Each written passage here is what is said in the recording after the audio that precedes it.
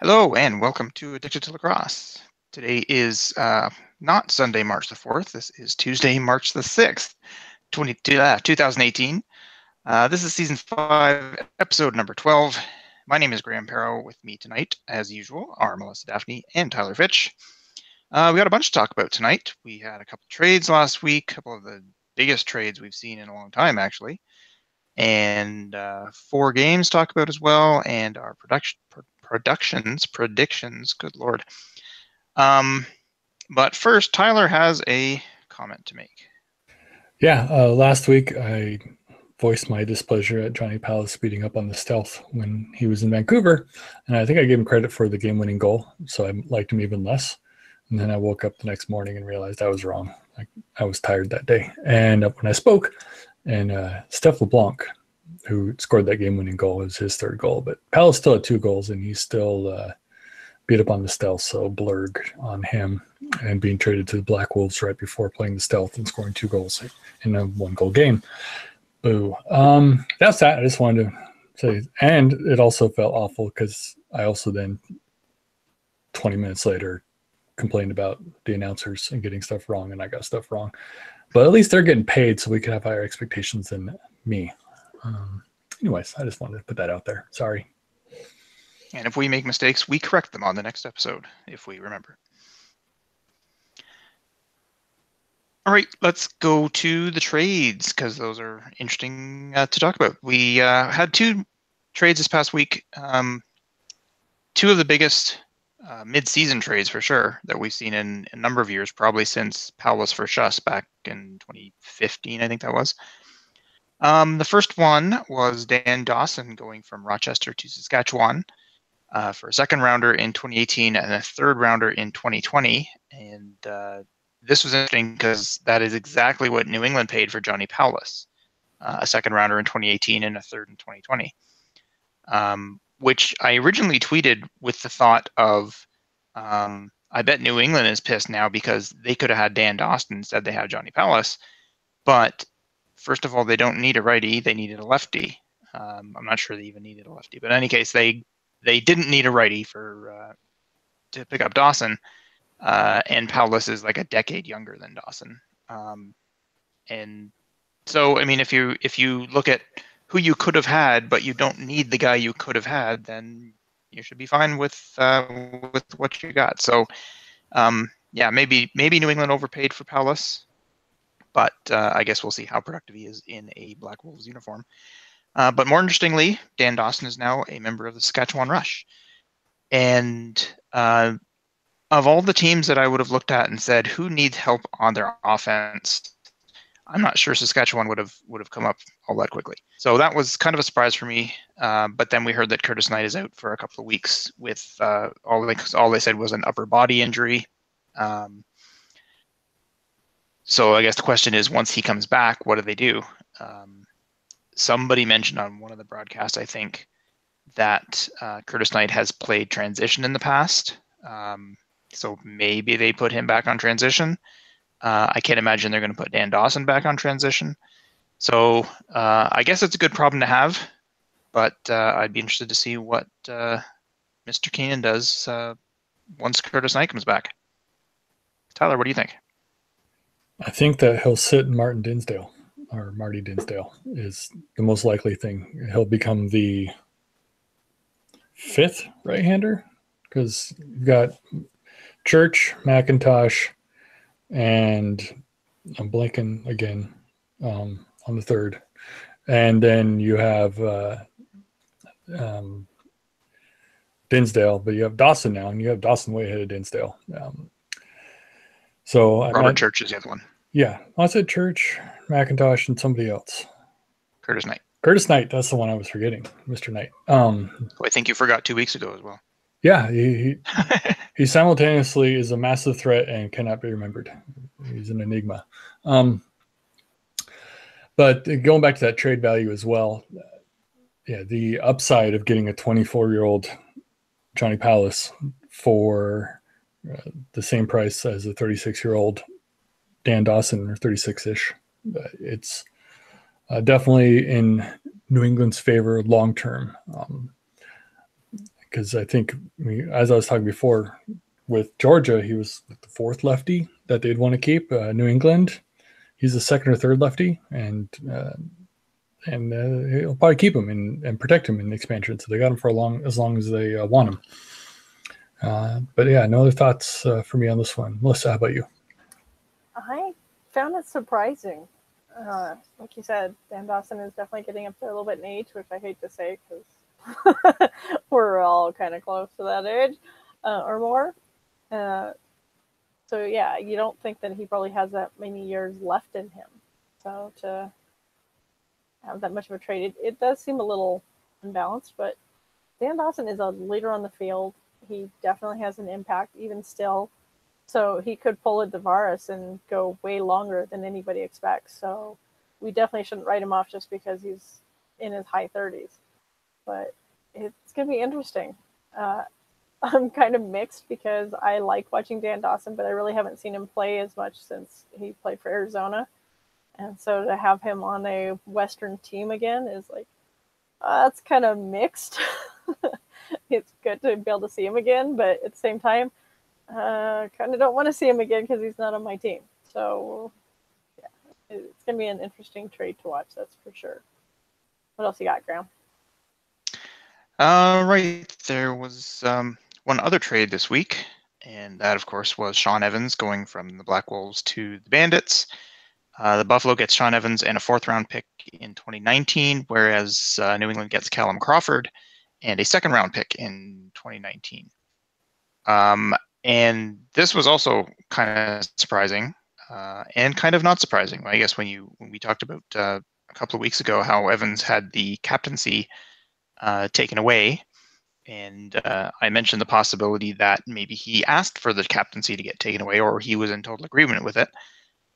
He has since tweeted, or somebody has tweeted, that actually I think it was in an interview with him that might have been Jack Goods did, that having the captaincy taken away was not his choice, and he was surprised by it, and then he was surprised by the trade as well. So it sounded like the Black Wolves were making those decisions without his approval, for lack of a better word.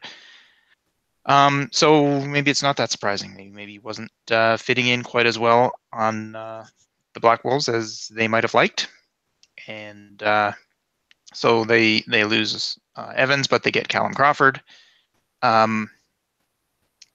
Yeah, so that's kind of an interesting move. A lot of Bandits fans were not happy with this, and if you look on, actually, it's interesting because if you look on Twitter, you see a few Bandits fans going, "Well, I don't know about this one," or "I'm not too happy," or whatever. If you look on Facebook, they are absolutely livid. Some of them are talking about, not going to Bandits games. Some are talking about, I'll cheer for the Bandits, but I refuse to cheer for Evans and this kind of thing. Like they just don't like him at all. Which is kind of ironic, and this might piss off some Bandits fans, but the things I've seen about Evans that they don't like are that he dives a lot, and so it's a sportsman-like thing. When have the Bandits been known to be a overly sportsman-like team? I mean, they've been called a team full of thugs many, many times, and it hasn't been true really for the last few years, but there was a while in the mid-2000s where they were a team. Thugs is probably a little strong, but they had a lot of people on that team who you wouldn't want to meet in a dark alley. And so for Bandits fans to say, well, we don't want this guy because he's not sportsmanlike. Well, there was an awful lot of people that you cheered for in the last 10 years. They weren't all that sportsmanlike. So I'm not sure that's really fair.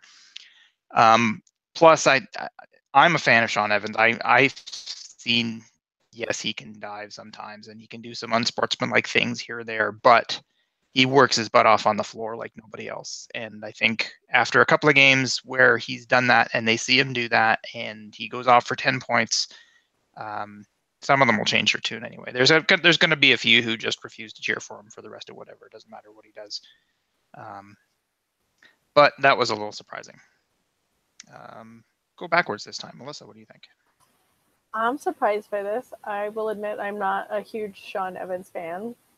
For many of the reasons you've expressed, he definitely likes to antagonize the home crowds when they're not his home.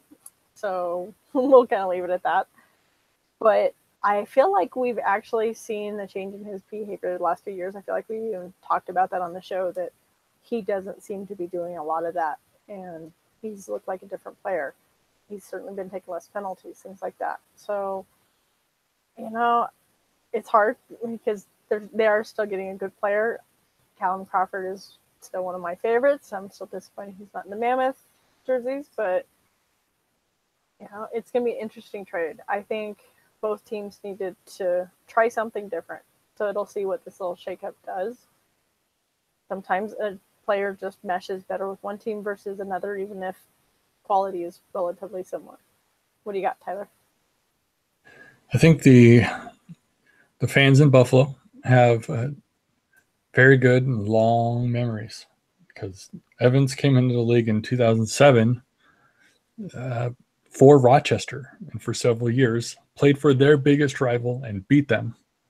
And he did not endear himself to Buffalo fans at all. And it was back when there was, as Graham said, much more fighting. Like he fought constantly, probably fought several times in that building against the Bandit favorites. Well, now he's doing it for you. I want to accept it and appreciate it, because he's got it. He's a great player. He's on pace for his 6th 100-point season. In a row. Yeah, that's not even the thing. In a row. Do the Bandit fans not want somebody on their team to score 100 points? Is that more important than hating the guy who used to play for Rochester 10 years ago? You got to think about where your priorities are. How much do you love your team? I think they'll change their tune in due time, but it'll take a moment. If you were to trade Curtis Dixon onto the Stealth, like, I'm gonna hate it for a moment, but then I'm also gonna be like, sweet, we got somebody who's gonna go create his own goals. But it would not be an immediate, that's the best thing ever. It would be, oh goodness, that was our enemy for the last 6 years, however long he's been around. So yeah, it's a tough one. But apparently Black Wolves got what they wanted, and then the Mammoth are happy. No, sorry, I don't know why I said that. The Bandits are happy with what they got, so it's a trade, and that's how it works. All right. Let's move on to the games of the week. Very quickly, we had Colorado over Georgia, 11-10, and then Georgia rebounded and beat Toronto 12-7. Saskatchewan beat the Stealth 16-10, and Colorado beat Buffalo 8-7.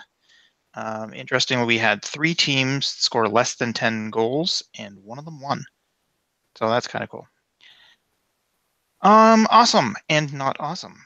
I will start with my first awesome of the week, and this has nothing to do with any of those games, but I wanted to give a shout out to the NLL Relax guys.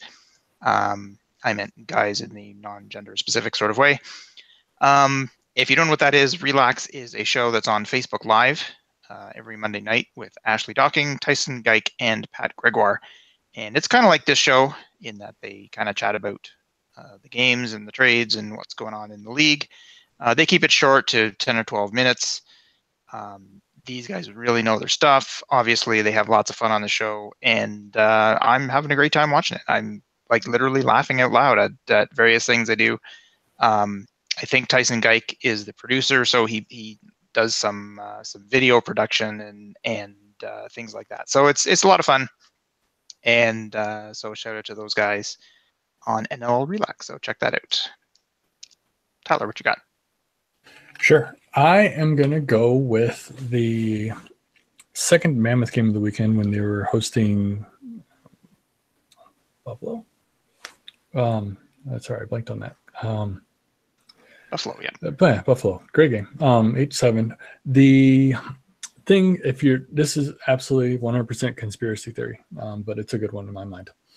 So there's no way that a GM is going to interfere with the coach and tell him he needs to play somebody over somebody else.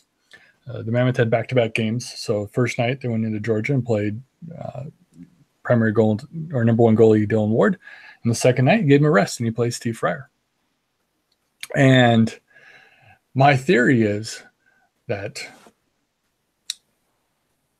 the Mammoth were hosting Steve Govett and all of the San Diego Seals front office to kind of show them what game day operations are like. And if I was Dan Carey, the Mammoth GM, I'd be like, hey, Coach Pat Coyle, please play Steve Fryer. And he's going to have a great game. And then when the expansion draft comes around, we're like, hey, we saw him play in person. And I also suspect, I haven't got to check, but I imagine that like maybe even Govett drafted him or signed Fryer before, but I doubt it. I think maybe Fryer was an offseason pickup because second goalies kind of rotate. But if there's any sort of connection between Govett and Fryer in the past, and then Govett sees him play a great game in person, he's going to be like, oh, yeah, I got to grab that guy in the expansion draft. And then the Mammoth protected one of their runners from getting picked because they played Steve Fryer in front of Govett the one night he was in the building, and he had a good game. So that's my conspiracy theory, that Dan Carey told Pat Coyle to play Steve Fryer. Steve Fryer had a good game, and now he's going to get drafted by the Seals, and the Mammoth protected one of their runners. And that's awesome if that happened, but I doubt it. Melissa, do you have an awesome? So my big awesome, and it's kind of generic, is I think Georgia is showing that they really shouldn't be counted out yet. Yeah, they went 50-50 on the weekend, but they only lost by 1 goal, and then they won pretty solidly over the Rock, which surprised me. So I know they've been struggling a little bit. We've certainly talked about it on the show that this team is a little hit or miss. They're not looking like the team that went to the Cup last year, won the Cup and all that. I think it's awesome because they're definitely showing, hey, don't count us out yet. And I think that's really important at this point in the season because we do see that sometimes from teams where you can just see them coming out and their play actually gets very lackadaisical, that they're just kind of like, yeah, the season's already over, who cares? And yet they're fighting. And hopefully a certain other team I'm sure we'll be talking about is fighting still too, but we'll focus on Georgia. So yeah, the fact that they're showing that they can't be counted out, I think is pretty awesome. What about you, Graham? That's absolutely true. I'd agree with that. That we're not seeing the same swarm that we saw last year. They're not nearly as offensively powerful, but they're only a game out of first place in the East, and the East is crazy close this year. Like all 5 teams are separated by a game, and in the West we have the Rush at 10-2 and the Stealth at 1-11, separated by 9 games. So they don't have to be as strong as they were last year to make the playoffs in the East this year, and that just might happen. My next awesome is I'm going to go back to Steve Fryer. Basically a career backup goalie. He started his career, I think, in 2012, played 47 minutes, and has played 13 minutes since then, including 2 seasons where he played 0. Actually, I think there was 2 seasons where he didn't play at all. He wasn't even listed on rosters. And then another season where he played 0. And last year, I think he played 1. And so he just doubled his career minutes total in 1 game and held the Bandits, which include Sean Evans and Dane Smith and Josh Byrne, to 7 goals. His save percentage was 86.5%, which is outstanding. And there were people before this game saying, the Mammoth may want to make a trade for a veteran goaltender to back up Dylan Ward. And I didn't see anything negative against Fryer. Nobody was saying, he's a lousy goalie, they got to get somebody good. They were just saying he doesn't have a lot of playing time, and it might be good to get a veteran goalie rather than a younger goalie to back up Ward. And then Fryer goes out and does what he did, and now they're like, well, I guess we don't need a veteran goalie if we've got somebody that good backing up Dylan Ward. We're okay. I thought it was interesting that his first ever start for the Mammoth was in Colorado, and he played outstanding. And a couple of years ago, Alex Bouquet did exactly the same thing. His first ever start in front of Colorado fans and played an outstanding game. Was the first star of that game.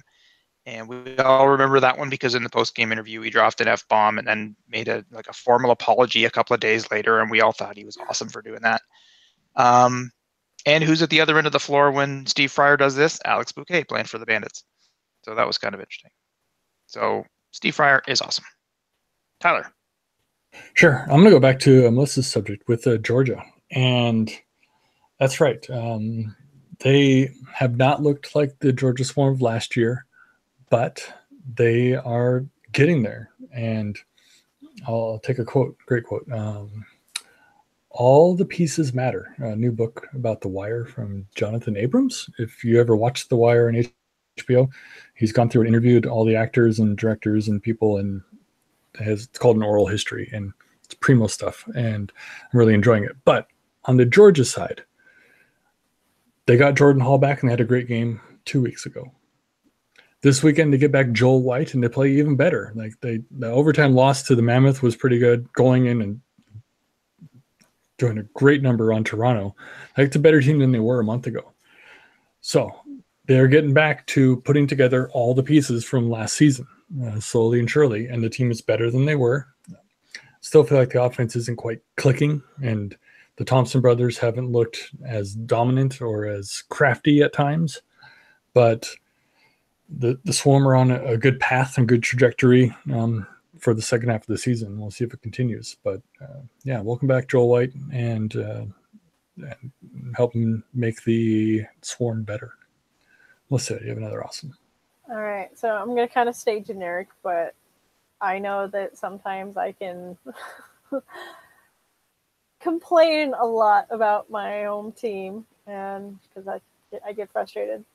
But I was very happy to see them win both games. I expected, if anything, they were going to split them with the partner with the different teams each night. And we've seen Buffalo playing strong, so I kind of thought Buffalo was going to win that. That's certainly who I picked. But I was pleasantly surprised to see that they won both games. I will admit I'm a little anxious because they only won both games by a goal each. And I kind of have a love-hate when they keep you on the edge of your seat with these nail biters, especially heading into the back half of the season. But I am awesomely surprised that the Colorado Mammoth won both games. So that is my very generic awesome, but it was such a surprise to me to see that they won both games that I was like, oh, okay, wasn't expecting. What else do you have, Graham? All right, one more awesome for me, and that is Mike Poulin. I guess sticking with the Swarm is awesome theme. He played pretty well, I thought, on Friday night. Gave up a heartbreaking goal with 4 seconds left in the fourth quarter to let the Georgia Swarm come back and win. Saturday night, he decided he was not going to have that happen and just played outstanding. He stopped everything. At one point, the Rock had a full 5-minute power play that began with a 5-on-3 for about a minute and a half, and the rest of the 5 minutes, and then they had another.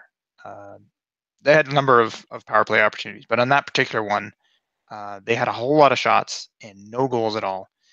I just mentioned that Steve Fryer was outstanding with 7 goals against and an 86.5% save percentage. Poulin had 7 goals against and an 86.3 save percentage, so he was only marginally less awesome than Steve Fryer, but still awesome. Yeah, Mike Poulin. Tyler, you're next. Yeah, my last awesome of the week was my pleasant surprise on Saturday evening when I'm flipped over to the game from Saskatchewan, and there's Jumbo Jake Elliott calling the game with Brian Shanahan for the NLL game of the week. I ranted and raved and almost cried about it a week ago, and this week we got a much better product, and it was phenomenal. I don't know who they listened to. I tweeted at them, and they kind of had a few people like us. Maybe they noticed, but I don't know what's going to happen next. Actually, this week the Stealth are on a bye, so we could have Jake again. But in 2 weeks' time, like, the Stealth will be back on, and he's kind of got a contract, as far as I can tell, to do the Stealth games. So will the NL stick with the best person available? And what does the Stealth get in return? Hopefully we'll figure it out. But if it means the Stealth don't get Jumbo, but the league gets Jumbo, might be worth it. We'll see how that plays out. But it was pretty cool. Turn on TV, and then I saw Jake there. And it's like, hey, this is an unexpected surprise. And I'm happy with it. Good job, league, by getting a great play-by-play person to do your highlighted top-tier game of the week for you last week. I hope you continue down that path. Melissa, any more awesomes? Nope, I'm lame this week. I don't have a lot. What? Yeah, and you want to kick us off with not awesome, Graham? Sure. I guess I will start with Sean Evans, and I kind of didn't want to put this as an awesome because it was his Bandits debut. He's just getting to know his teammates. He's getting to know their systems. He's been around long enough that he's probably got sort of his own little system that he does, and teams sometimes kind of have to adapt to him.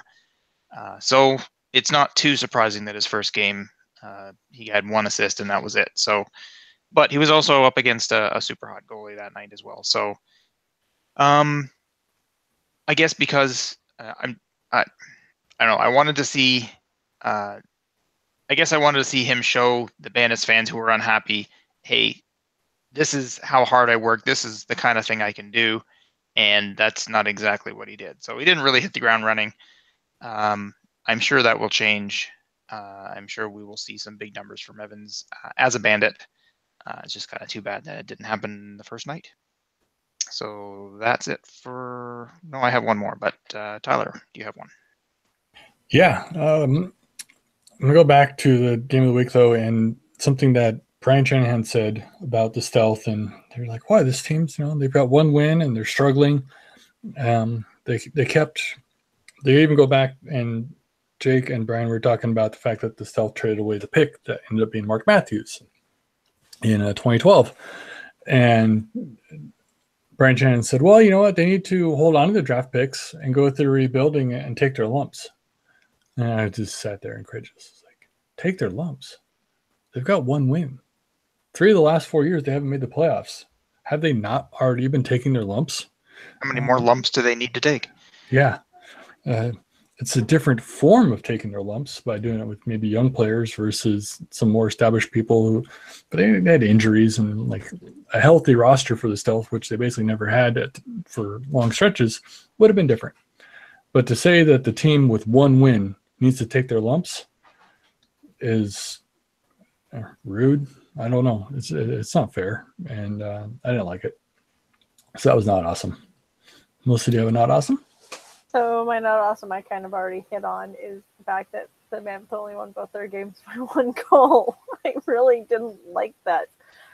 Especially with, I've said that Bouquet has been struggling in net.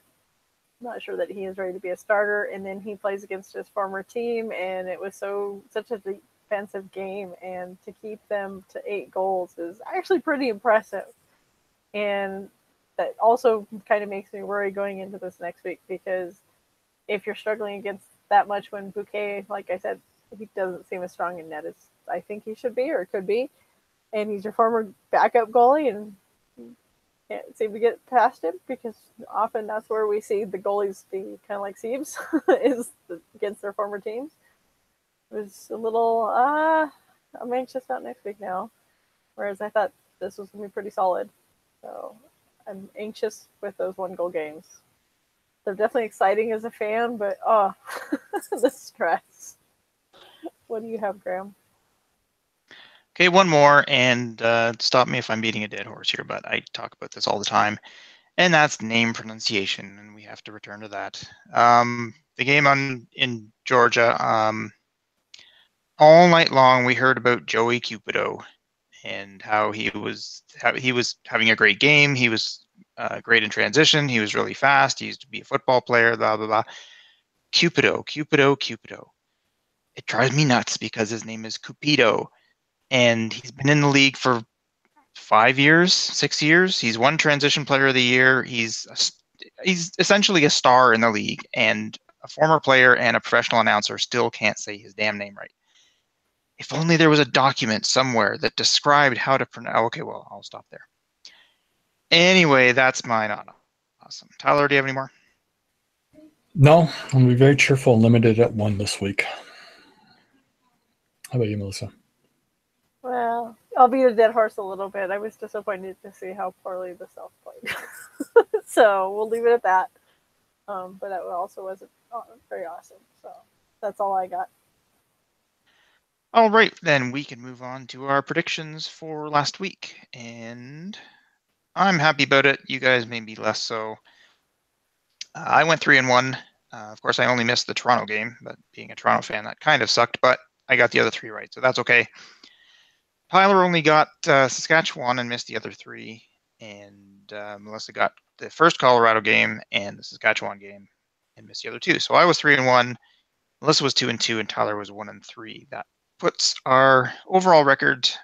Melissa's still in the lead at 29-18. I am right behind her at 28-19, and Tyler's a couple games back at 23-24, falling under the 500 mark. Once again, sorry, Tyler. So we will do our predictions for next week. Only 3 games, and Melissa, as per usual, you can start us off.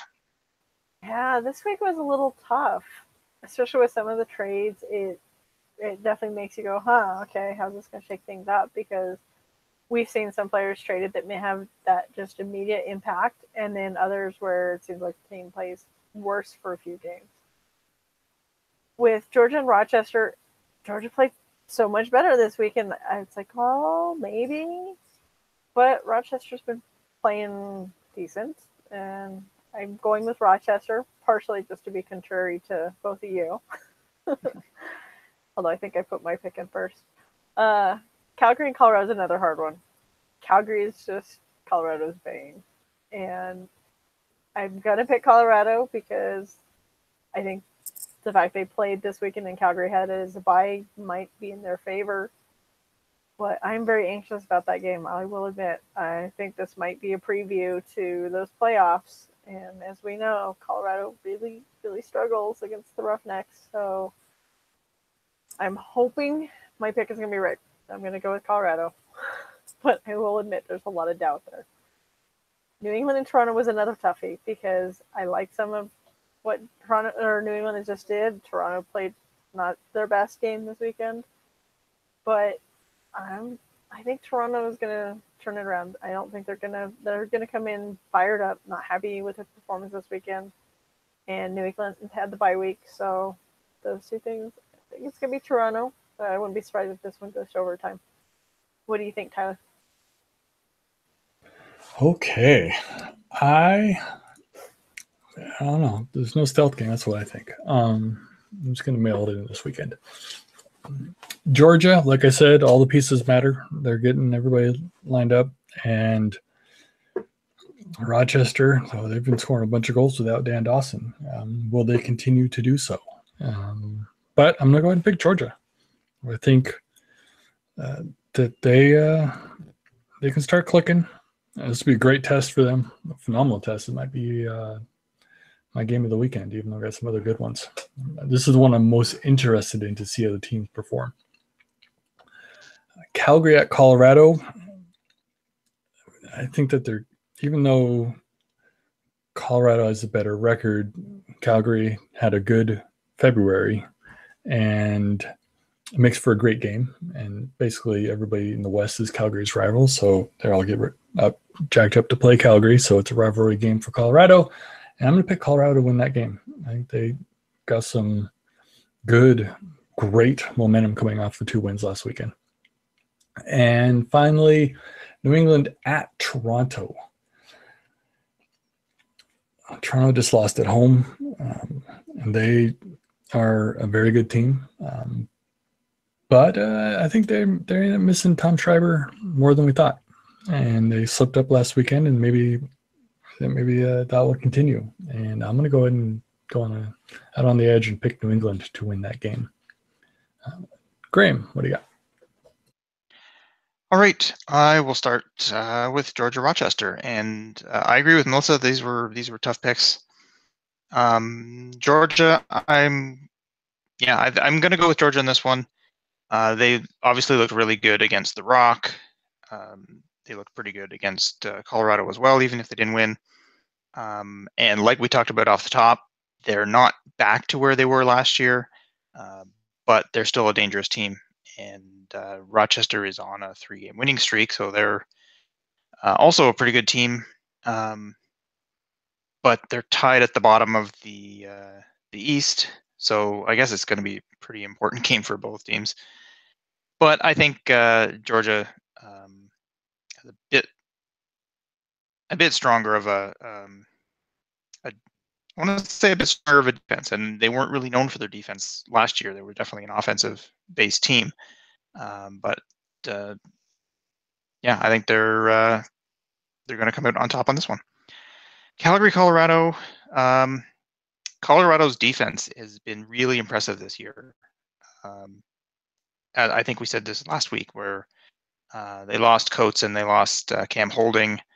And so we thought, well, if everybody steps up a little bit, then they might be not as bad as we think they might be.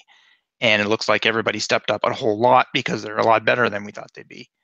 And obviously they have all kinds of faith in Dylan Ward for good reason. And now they even have faith in their backup goalie. So it's not like their offense has been crap either. So they're looking like, they're not looking like the Saskatchewan Rush, but they're looking like a pretty complete team. So I'm going to go for Colorado. New England, Toronto. I picked Toronto for this game.